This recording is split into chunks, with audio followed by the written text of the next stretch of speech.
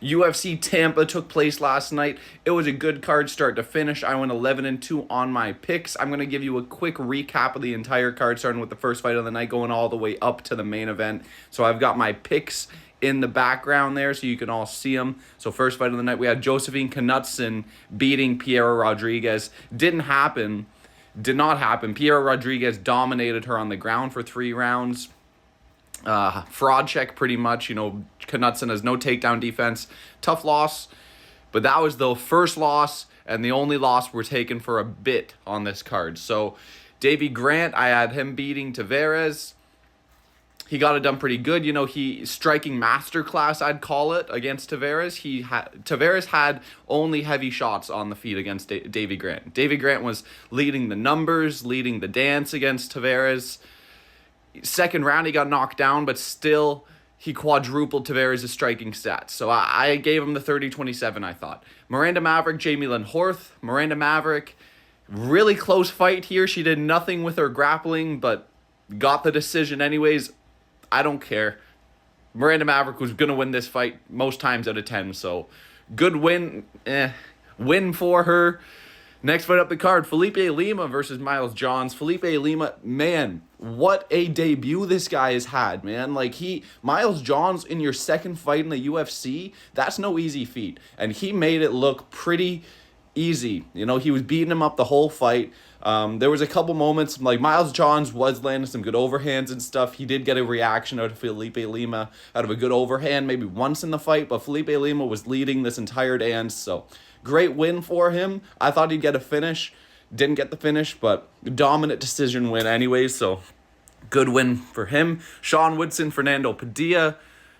Oh man, I was not expecting a round 1 KO, but he just beat the fuck out of Padilla in that first round. End of the first round gets a nice, I think it was an uppercut that ended up dropping Padilla, but great win for Sean Woodson. I was expecting a decision. Didn't happen, obviously, but great win nonetheless. Joel Alvarez, Drakkar Klose. Joel Alvarez, what a beast, man. Just fucking annihilated Drakkar Klose. Flying knee, held him against the fence with a guillotine and just tapping at his head with a couple more strikes. He was already out, though.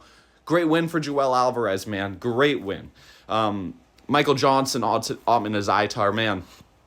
I told you guys, Michael Johnson was going to get this KO. I said a round 1 KO. He ended up getting a early round 2 KO, but he was looking great against Otman Azaitar. He was the faster guy. Otman was going for power shots, that's it. But Michael Johnson was clean, crisp boxing, getting good 3-hit combos off on Otman when he comes in.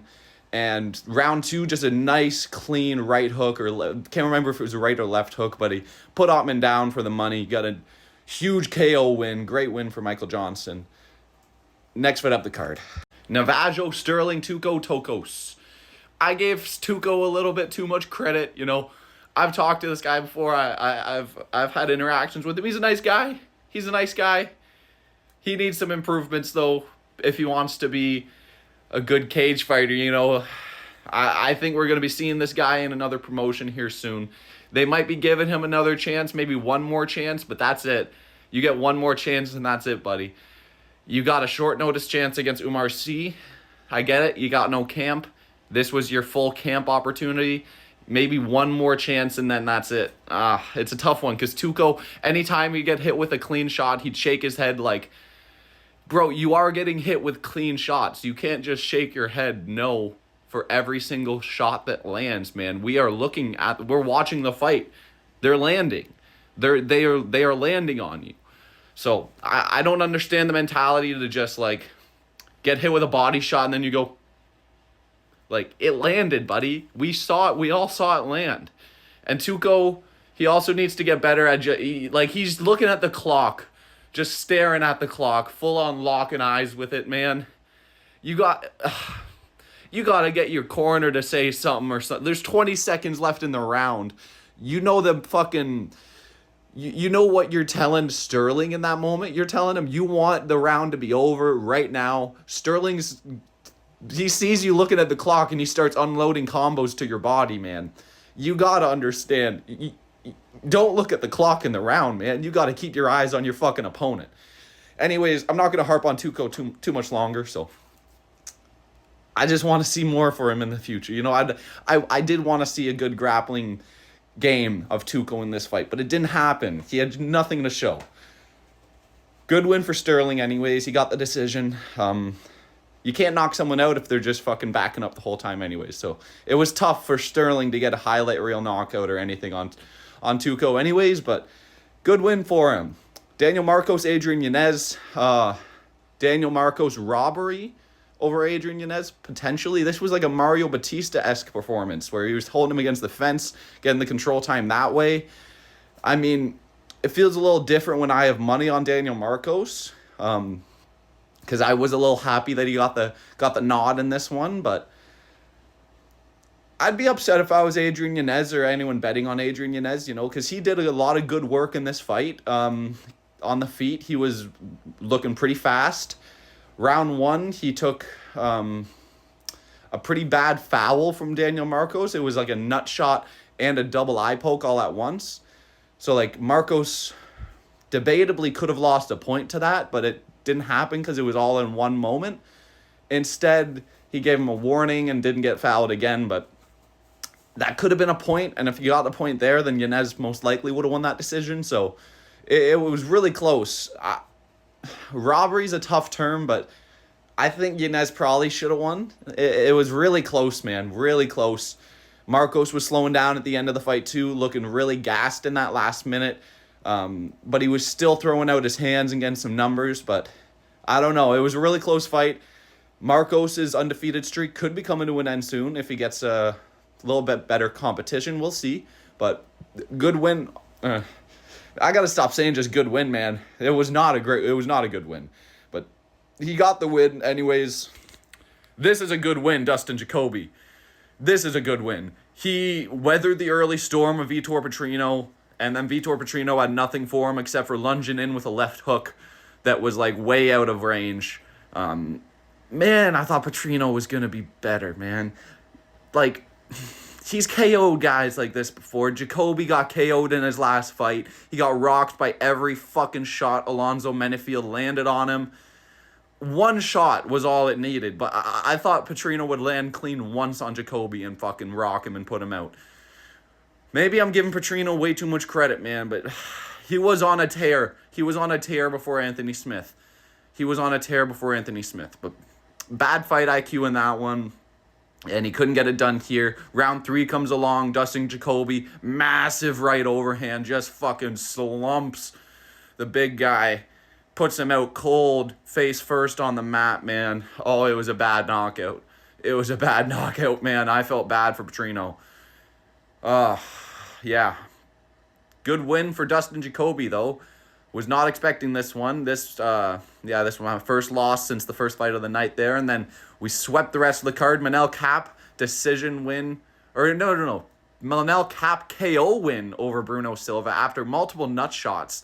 He fucking just styling on Bruno Silva in the cage like Anderson Silva-esque, man. Great win for Manel Kape. I called it a Starboy performance, but I thought it was going to be a decision, but great KO win for Manel Kape over Bruno Silva. Really good. And Cub Swanson, KO win over Billy Quarantillo. Incredible work. It was a really close fight. And then round 3 comes along. Cub Swanson, what was it that landed? It was a 1-2. He was landing the right hand a lot in the fight, and then he just fully commits to that right hand. Snapped Billy Quarantillo's head back and knocks him out clean. Great win for Cub Swanson. And Joaquin Buckley, man, cuts Colby Covington early on. His eyes bothered him the whole time. Round 3 is starting up, and Colby Covington, his eye gets closed by his corner and Vaseline put on it, but then you see him stand up, and the doctor's looking at it, and Colby Covington literally puts his finger in his eye and reopens it before the fight, before that round 3 starts, and it starts bleeding before the 3rd round even starts, before a single punch landed. Colby, you put your finger in it and started poking at it, man. You should have kept your fingers out of it because that caused it to start bleeding pretty badly. You opened it up more. Joaquin Buckley got the doctor stoppage TKO win. Great win for him. I don't know what's next for Joaquin Buckley. Maybe a title shot, maybe? I don't know. This is a really tough, he took really no damage in this fight, so It's tough. Like, Shavkat got injured in that fight against Ian Gary. He broke his foot or whatever, right? So, I think Joaquin Buckley might have leapfrogged Shavkat in terms of a title shot because they're going to want to get Bilal in there early 2025. So maybe we're going to see Joaquin Buckley versus Bilal Muhammad in 2025. But seeing Colby Covington have Joaquin on the mat, I think maybe potentially Bilal's just going to wrestle fuck this guy, and maybe he'll be able to keep it close on their feet. Because, like, Joaquin Buckley, I don't think he's, like, an excellent striker by any means. He has some good power. I mean, he's looking really good on the feet, so I don't know what I'm saying, but I don't think he's, like, some technical master, you know, on the feet, like a wonder boy. He's got a good amount of power in his hands and a good setup of his hooks, you know. He has a good setup. So, I think it would be an interesting fight with him, Bilal. So, we'll see what happens. 11-2, pretty good card. I was never going to do any better than 11-2. I'm going to be completely honest. That's like the best I could have done on this card because I was never going to pick against Petrino in this fight against Dustin Jacoby. I might have been able to be swayed on the Knutson one. You know, that's the only other. Maybe I could get one more win if I was swayed on that one, but I would have been hard pressed switching off of Knutson, not going to lie. So I think 11-2 is the best I was ever going to get on this card because Knutson and Petrino, in my eyes, they were locks before this card happened. How the fucking mighty have fallen. So let me know what you guys thought of this card. I thought it was pretty good start to finish. Good way to end the year. Not looking forward to a 4-week break of UFC, but yeah. Guess we have to have breaks sometimes, but yeah, let me know what you guys thought. I thought it was a good card. Make sure to like this video, comment, subscribe. Thank you for watching. Have a good one. We'll be back here soon. I won't keep you guys in the dust in this 4 weeks, but have a good one. Thank you for watching.